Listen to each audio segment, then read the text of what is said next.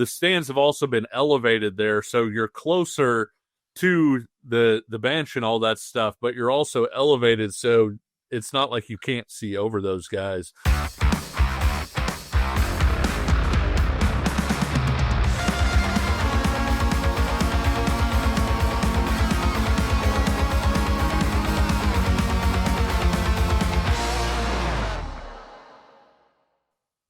Pay heed, all who enter. Beware of this podcast. That's right. This is the Pay Heed podcast on the Kansas City Sports Network. As always, I'm Nick Springer, and I'm here with Kevin Flaherty. We're brought to you by Emprise Bank, your partner in all things possible, member FDIC. Once again, as we continue to inch closer to the start of football season, if you haven't already, I would highly encourage you to subscribe on all platforms so you can stay up to date with the show on audio, Apple and Spotify, wherever you get your podcasts. And over on our YouTube channel, you can subscribe there as well for some exclusive video content. We're having a chance to talk with a lot of players over the course of fall camp. You can hear straight from the players' mouths what they think about where the team is at and how they're progressing through fall camp. So you can check that out on the YouTube channel at Kansas Jayhawks KCSN. You'll also want to subscribe over there if you want to join us for our live shows that we are planning to be doing after the games this season for KU football. So pretty much right after KU football games, every game this season will be going live within 15 to 20 minutes of the conclusion of the game on our YouTube channel. So you can join the show live for immediate reaction after the games. And also you can interact in our live chat with other great KU fans as well. Last year was a ton of fun, and we hope to see a lot of people we saw last year back and a lot of new faces with us as well. Joining us over on our YouTube channel for those live shows. So really appreciate you if you have done that. And of course, on our YouTube channel, you can always share a comment, share your thoughts, ask questions, whatever is on your mind, and we'll try to answer them as best we can on the show or in any other capacity. So really appreciate those of you that do those things. And if you haven't already, why not dab a little bit? You know, let us know you're out there. Let us know you're there. You can also follow us on Twitter at PaidKCSN, where we get semi-blurry photos from fall camp pretty regularly from one Kevin Flaherty and myself as well. So lots of ways to connect with the show and join our growing community. Speaking of Kansas football, we're going to be spending a lot of today's show talking about that, of course. And the biggest news that we're going to be talking about today is Lance Leipold had mentioned at the start of fall camp, Kevin, that they were targeting an August 1st date to actually get into the stadium. For those that maybe weren't aware, with the process of the stadium being built and it being literally an active construction site, the players hadn't even had a chance to get onto the field quite yet, really. I mean, I'm sure many of you saw a lot of the incredible videos of the turf being installed just a little over 2 weeks ago. And so they hadn't had a chance to even get on the field yet before the start of the season. And I know that was a big point of emphasis for the coaching staff to have a chance to practice on the field. Well, they did finally get that done on Friday nights on August 1st. They've now had two practices. We're recording this on Sunday afternoon. They have practiced twice in the stadium on Friday and then on Sunday as we record. And so it was obviously a chance for the players to get on the field, and it was also a chance for us to really have our first opportunity to get up close and personal with some of the new stadium stuff. And obviously we didn't get really a deep in-depth look, but we got a chance to see it from a different perspective, obviously being in the stadium. So Kevin, I'll start there with you. We've got some videos we're going to share as well over the course of this conversation, but just go to you here first with sort of your initial reaction to getting a chance to be on the field and maybe what you observed from how the team reacted to having a chance to be on the field as well. Yeah, Nick, it's interesting because we did the tour in May where we were able to walk through, but we stayed up, on sort of the middle level where we were able to look down over the stuff and everything, and then went upstairs, went to the press box, went to all of those things.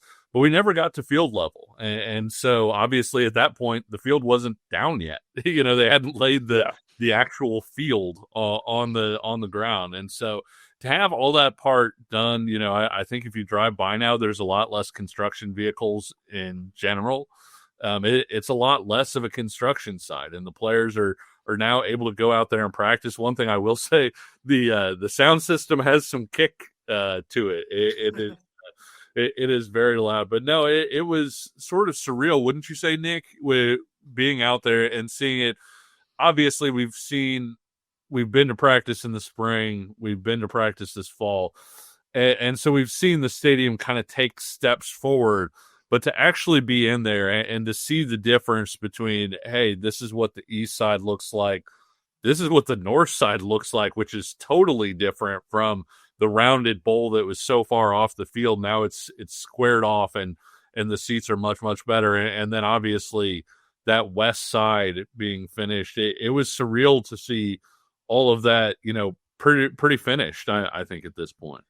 Yeah, we had a chance to walk in for our YouTube viewers. The clip, this was sort of the initial walk in directly into the scoreboard, which by the way, the scoreboard is very large. Also, in case you're wondering, so that's kind of when you first walk in, and you talked about the difference from the old versus the new, and I kind of observed that up close, right? I mean, when you're down there, you really get a chance to see, like, oh my goodness, the newness of the new side versus some of the the decaying other side of the stadium. Is really kind of accentuated by the fact that you're down on the field right there, right? And for a lot of people that I'm sure were interested in the end zone, the wheat does look pretty cool at field level as well, which is really cool. It's really accentuated by that Kansas in the end zone as well. So that's a cool thing. Is also, I mentioned the scoreboard. Scoreboard's looking good, Kevin. Scoreboard's looking good. It is. And one thing you may notice from the video, I'm going to roll that again so you can see it again. On the video, you may see at the very beginning, they've kept that sort of old school style video, like number board on the bottom for like the score and stuff. Very similarly to Allen Fieldhouse. You know how they have Allen Fieldhouse, that like more like old school timey scoreboard type. Yeah. I think they intentionally kept that as well for the new scoreboard, which I think is a cool thing and a sort of an homage to the old stadium, I guess, really, which I don't hate that at all. The other thing I noticed, Kevin, is the midfield logo and really just the turf in general. And this should make sense. The best way I can describe it is it's very bright. Like, yes, the colors are very vibrant, which makes sense because it's pretty new. And also, if you're really a nerd, the turf, by the way, pretty soft, I would say. Softer than what I was expecting, by the way.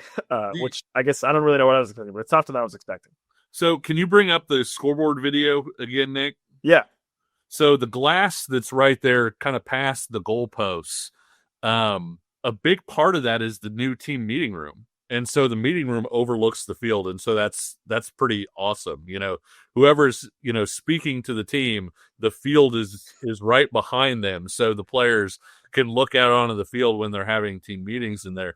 The other part, like to the side of that, is Lance Leipold's office. And so when he has recruits in there, when he's trying to make a pitch to somebody in the transfer portal that did their visit, it's looking out over that field. And certainly once they get that east side finished, I mean, that's really going to be just an absolutely gorgeous view. The other thing, can you bring up the first video, please? Walking in underneath the support? Walking in. So if you look and see sort of the wood-looking seats, like on that second level, that's the new craft and draft style section. If you've been to Royals games, they've got that section where you can kind of sit. You have access to a different caliber of beer, I guess, over there, but kind of some more casual seating a little bit there. And then right on top of that in the corner is where we'll be, Nick, in that press box. And so just some kind of cool features that are in there. You also noted it looks like there's some seating kind of field level back in that corner a little bit. Yeah, you'll notice sort of at the very beginning of this or at the very end of this video, kind of getting a wide view of really the entirety of the new side of the stadium. If you look at the bottom of that video, you can't really totally see it, but there's like, the best way I would describe it, Kevin, is like restaurant style patio seating. Like it feels like you're outside on the patio, and it is right at field level. So basically the field goal club, that whole thing, obviously totally gone. And now it's like you will be potentially right, like, watching a touchdown catch happen 5 yards from you, essentially. And in totality, a couple things I will say. Number one is we were kept to the old side of the stadium, so we didn't really get to get any real up close, personal looks at the new side. We were kept on the opposite side with the old side of the stadium intentionally, I would think. But beyond that, just generally speaking, the vibe that was starting to come through for me at looking at the new stadium and kind of envisioning what it will look like with the new side is, if you've ever been to a stadium like Oklahoma State, or if you've ever been to a stadium like Iowa, this is going to be a much more intimate environment in terms of, I'm talking about just physical position of the fans is going to be much closer. We've obviously talked about it on the show, the fact that a main reason why the old stadium was the way it was is because there used to be a track around it, and they took the track out, but that's still that you can't move up the stands, right, if you take the track out. So that was a big part of why it was that way. And this stadium, and I think Travis Goff has even spoken about it publicly, this stadium, I think, was built specifically with that idea in mind of let's put the fans as close to the field as possible. Let's make this a really, really tight, close environment where it feels like you're right there with the action, So I think it's going to create a louder, better environment, I would say, just in general, sure. Right? A better home field advantage, essentially. But B, I think beyond that, from a fan perspective, I think it really is no matter where you're sitting, it's going to feel like you are right there. It's going to feel like you are right close to the action, which I think is something that's really cool. Also, anything else you wanted to mention that really stood out to you from the stadium?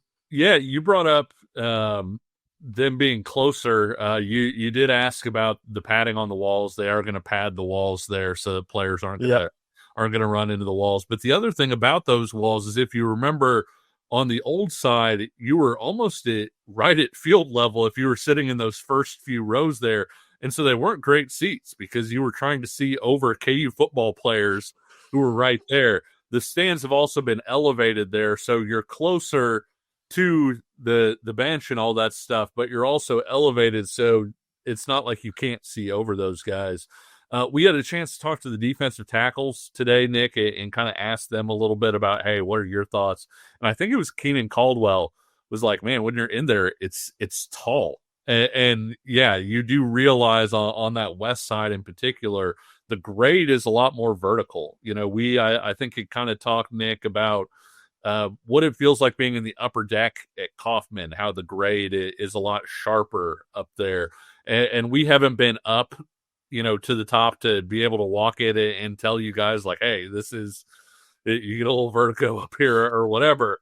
But I thought it was interesting. It's one of those things that could really, especially once that east side is finished, if it's a similar look to that west side, you could have a booth that really walls in that sound and creates, a really, really loud stadium experience for the players. Yeah, Oklahoma State, again, Boone Pickens Stadium, if you've happened to have been there, if you've watched any of their games, you've seen how close they are. I don't think from just sort of the perception that I got, I don't think it's that close on that side for Kansas, but it's that similar feeling. It's that similar idea of you are pretty close, you're elevated up a bit, so you can see over, like you mentioned, and you are pretty close to the action. So I think that's something that's worth noting as well. But obviously, very exciting times for Kansas. Really cool to get the players on the field as well, I think, and have a chance to practice in it. I'm sure we'll have a chance to hear from Travis Goff at some point to sort of, I guess, for lack of a better term, unveil the stadium officially before the first game. But really exciting stuff. Really cool opportunity to get to check it out. It looks even better in person. I'm sure if you are a Kansas fan, like us, you've probably seen many pictures, photos, videos, and we obviously shared some as well on this show. And I think it does a good job of capturing the stadium, but in person, you can feel it is different. And I don't want to cut you off, but I know you got a picture of the wheat when you were over by the end zone when you were taking photos. Was it just me, Nick, or did the wheat look significantly better in person than kind of the shots you had seen? Because that was something that jumped out to me. Yeah, it definitely pops for sure. And I know there was some people asking about sort of the different shades of color. On field level, you don't really notice it, I don't think, as much as and maybe if you're sitting in the upper deck, you may notice it a little bit more, I guess, or on TV it might look different, but field level didn't really jump out to me that much, truthfully. So really cool stuff. Let's take a quick break. We'll continue this conversation. We spent a lot of time talking about the stadium. Let's talk about what's going to be in the stadium, which is the team playing coming up. So we'll talk a little bit about what we've seen from that aspect of it as well, coming up right after this. Looking for tickets for your next event? Tickets for Less is your number one source. Save big on every purchase when you use promo code KCSN at ticketsforless.com. Success in real estate takes more than vision. It takes the right financial partner. When someone takes something rundown and turns it into something great, that's called a comeback story, like Brain Group. They take distressed properties here in KC, completely rework them, and then turn them into valuable real estate. But that kind of work needs the right bank behind it. Enter Emprise Bank. They're not about cookie-cutter loans. They saw Brain Group's vision, backed them, and now they're making big moves in Kansas City real estate. Talk about your partner in possible. Emprise doesn't do one-size-fits-all financing. They invest in potential and back growth. Visit emprisebank.com/KC to learn more. Emprise Bank, member FDIC, equal housing lender.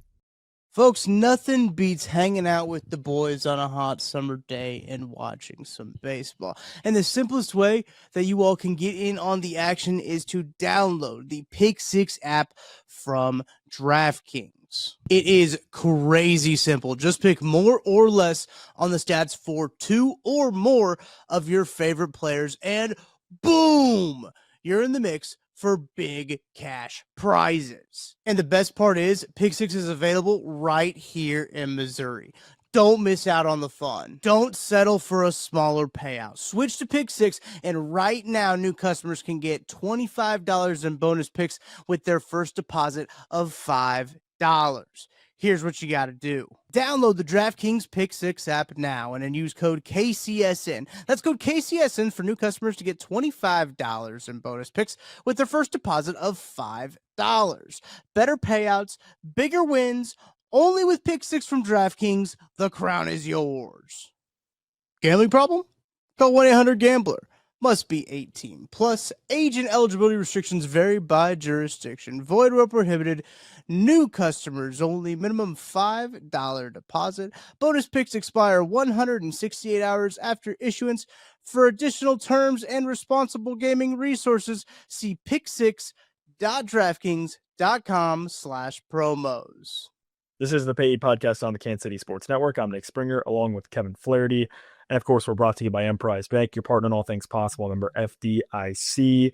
And once again, if you haven't already, please subscribe, Apple, Spotify, wherever you get your podcasts, and on our YouTube channel at Kansas Jayhawks KCSN. You can leave us a 5-star rating and review. You can comment on the channel, like the videos, subscribe, all that good stuff helps us continue to grow our channel. We are beyond thrilled to have what we have so far, and we're hoping to continue to grow as we move into football season and then into basketball season as well, which, by the way, I don't think we really fully addressed this, but Bill Self out of the hospital as well and returned home. So it seems like things are all good there for him, which is a positive sign as well on the basketball front.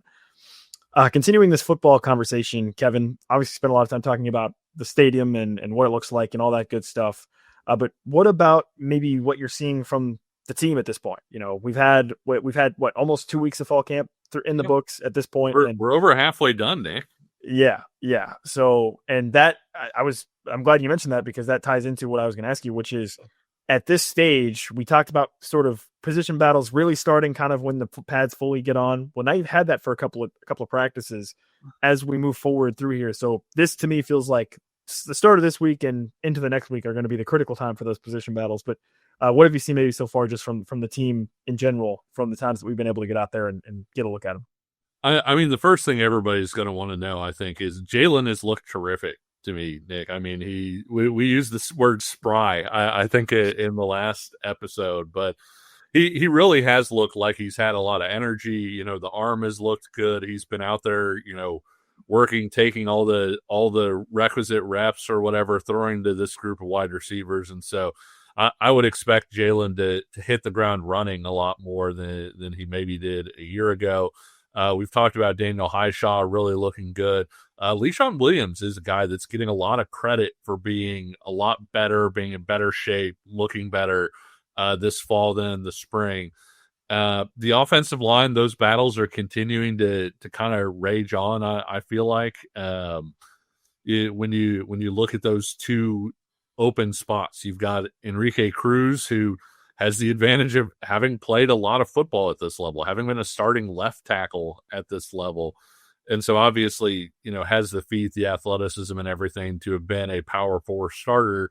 But Nolan Gorska's been in this program for a long time, and he's somebody that coaches trust. He's somebody that knows what he's doing. And so that's an interesting battle. And you have a similar battle, I feel like, Nick, in terms of sort of a guy who's been in the program, knows himself really well, and that's James Livingston at that guard spot, trying to hold off Tavake Tuikolovatu, who missed a lot of the spring, with injuries and things like that. And so those battles still need to be ironed out. At defensive end, Nick, a guy that maybe people aren't talking about a ton, but it sounds like has had a pretty good fall since he's gotten here is Leroy Harris. And I think when you look at that starting group, you kind of figure it's probably going to be Dean Miller and Justice Finkley. Just when you hear about Justice Finkley's leadership, all of those things, they have been really pleased with Alex Bray. I think that's going to be kind of a timeshare at that spot. No matter who winds up starting, I think they're going to have a lot of that. But behind Dean Miller, Dak Brinkley is a guy I think they're pleased with. He's a young guy that has a lot of talent. But I think Leroy Harris has done a really nice job of kind of putting himself in that discussion, if not, outright giving himself a little bit of an edge to be the guy behind Dean Miller. Linebacker remains, and I realize I'm jumping through like every position here.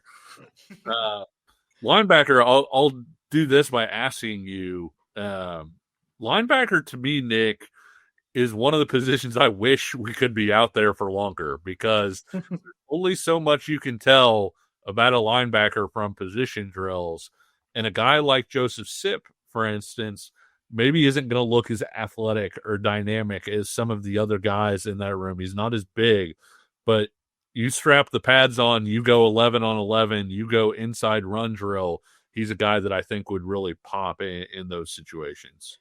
Yeah, linebacker continues to be the biggest question. And truthfully, we spent some time talking about it, what Chris Simpson said, and we had a chance to hear from the different linebackers as well. You can check out the video on our YouTube channel at Kansas Jayhawks KCSN.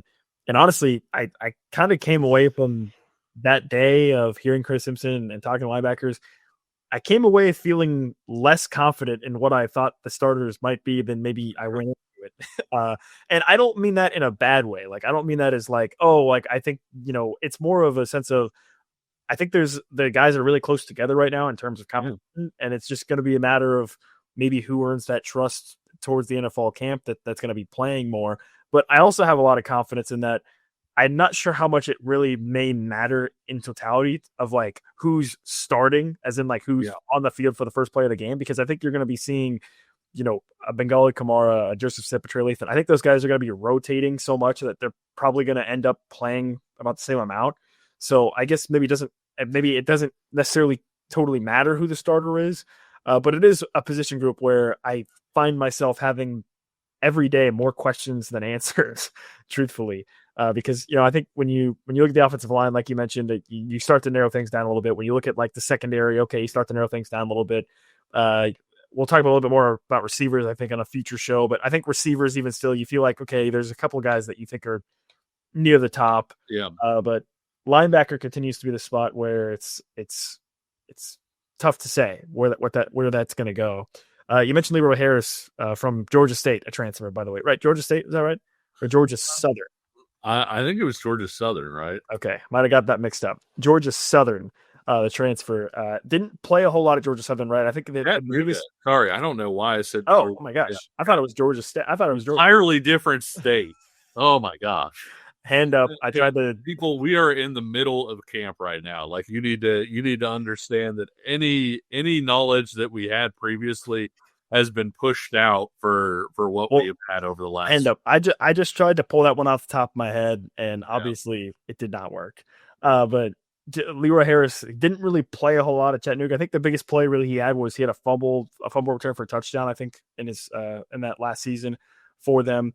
So he's a bit of a wild card, and I'm glad you mentioned him, because I think the general thought is, okay, Deshaun Warner is gone, Bai Jobe is gone. Those were two guys that really had, got some snaps last season. Both those guys are gone. And so you think, all right, Dak Brinkley seems to be the next best candidate to step up as sort of that second wave on the defensive end position.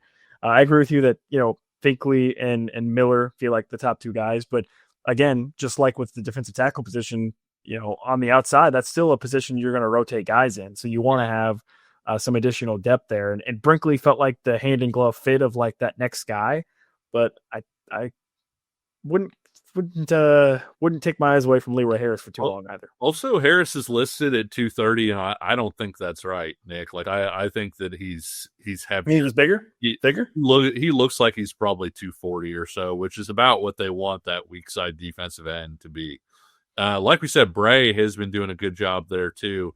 The linebacker stuff I thought was interesting, Nick, because Chris Simpson, it felt like, talked less about it's about finding the right individuals and it's about finding the right pairings. And I thought that was such an interesting way to put it, because I do think that those guys are different, right? And how do you make the most out of, hey, Joseph Sipp is this guy who, Simpson shouted out how instinctual he was. How do you pair him with a guy like Bengali Kamara, who is just a terrific athlete? How do you pair him with Trey Lathan, who's maybe kind of in the middle of those two in terms of athleticism, physicality, instincts?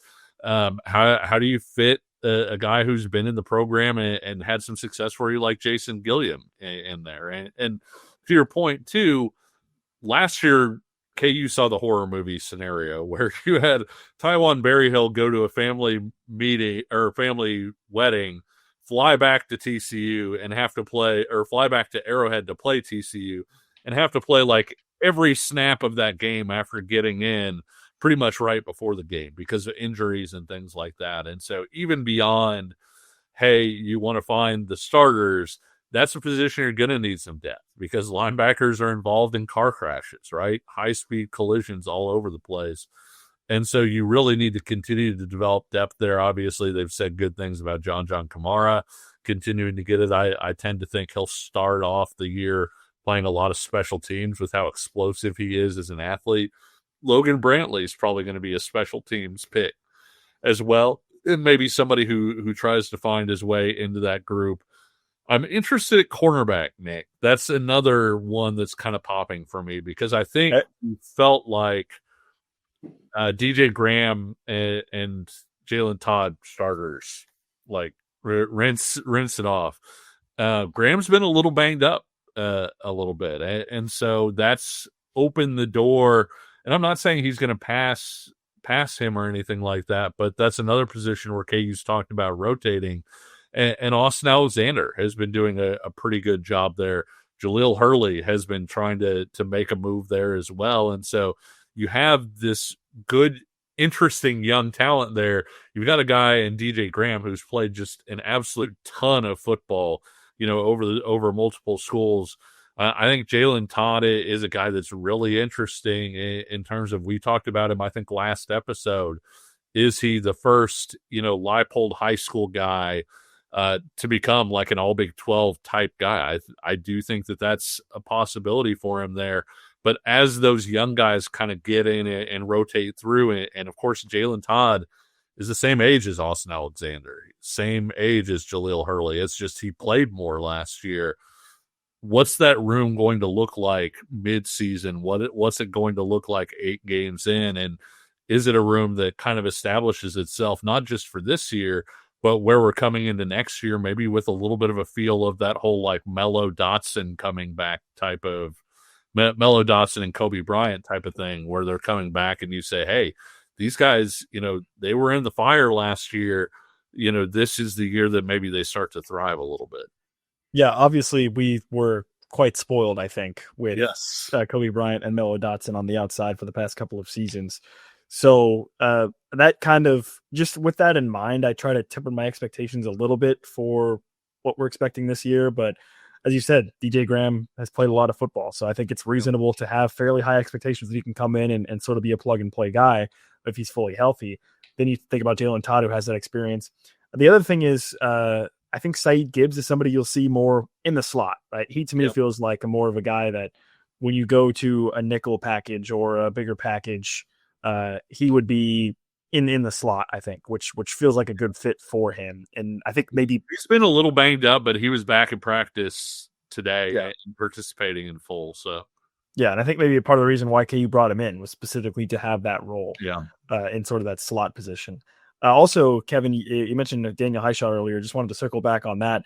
I've seen it on social media a little bit. The nickname Quadzilla for Daniel Highshaw. What do you think of that? I mean, we had a chance to talk to him because I don't get me wrong, like he's got the quads, and it definitely cracked me up when Deshaun Hannicutt, when somebody asked him about Daniel Highshaw, he said, "Have you seen that guy? He's got quads on quad."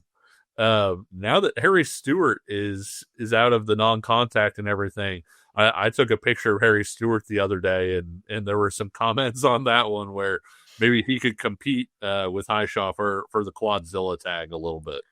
Well, and you mentioned Harry Stewart, just to kind of put a bow on this conversation. The other biggest thing I think up to this point for Kansas is that, generally speaking, they've stayed pretty healthy. I mean, we've mentioned a couple of guys been banged up, but we're talking about minor things, right? We haven't had anybody suffer any sort of major injuries. You think back to last fall camp, Deshaun Hannicutt unfortunately suffered a major injury during fall camp last year. He's good to go, obviously, and at this point, as far as we really have been keeping an eye on it, nobody's really suffered any real significant injuries. It seems like that could impact them or cost any real time, I would say, at this point heading into the season.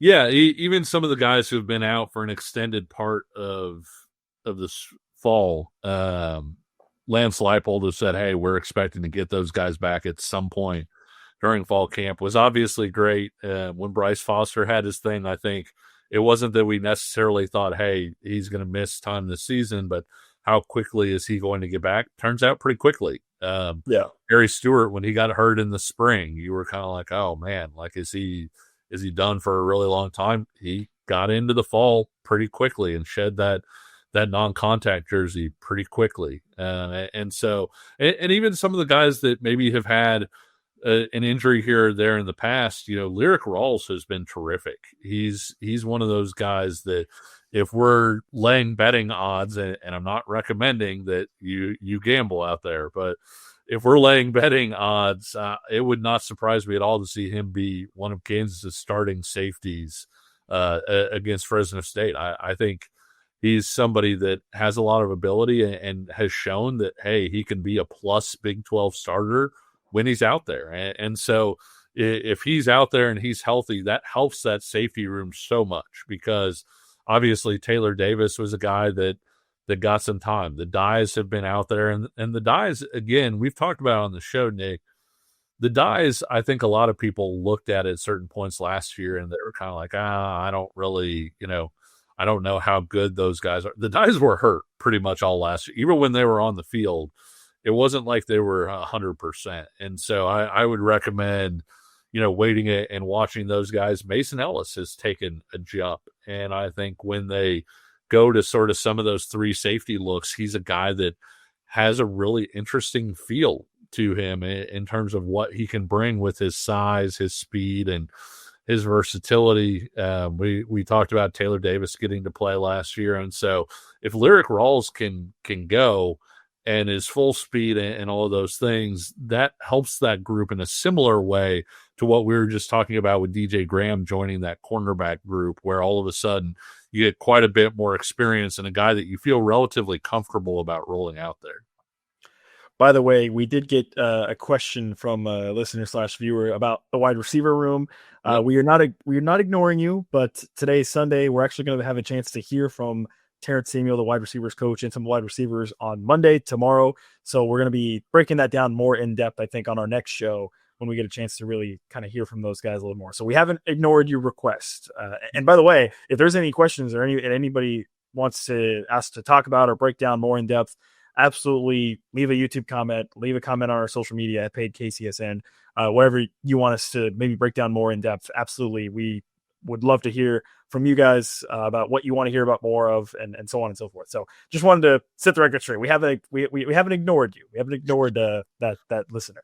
Special teams too is one that I think people want to hear a little bit more about.